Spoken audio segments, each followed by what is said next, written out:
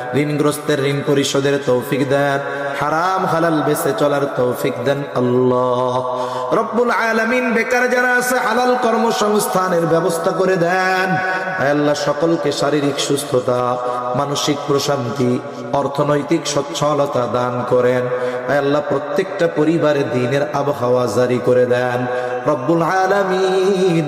খাস করে আমরা যারা হাত উঁচু করেছি আল্লাহ, আমাদের মধ্যে হয়তো অনেকের মা নাই, অনেকের বাবা নাই। আয় আল্লাহ, মা বাবা কত বড় নেয়ামত, যার নাই সে বোঝে মা বাবা কত বড় নেয়ামত।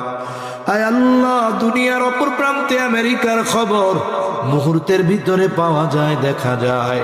3 হাত মাটির নিচে ওই মোহাম্মতের মা বাবার কবরের খবর জানা যায় না, দেখা যায় না।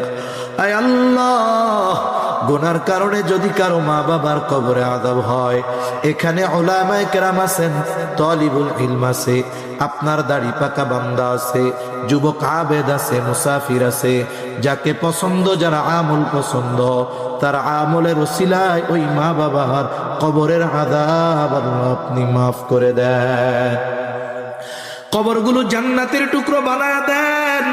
কিয়ামতের দিন হিসাব সহজ করে জান্নাতের ব্যবস্থা করে দিয়েন। যাদের মা বাবা বেঁচে আছে, সুস্থ দীর্ঘনেক হায়াত আল্লাহ আপনি দান করেন। আয় আল্লাহ, যাদের সন্তান অবাধ্য আছে, সন্তানগুলারে বাধ্য করে দেন। আয় আল্লাহ, খাস করে মালিক মা বোনদের কবুল করে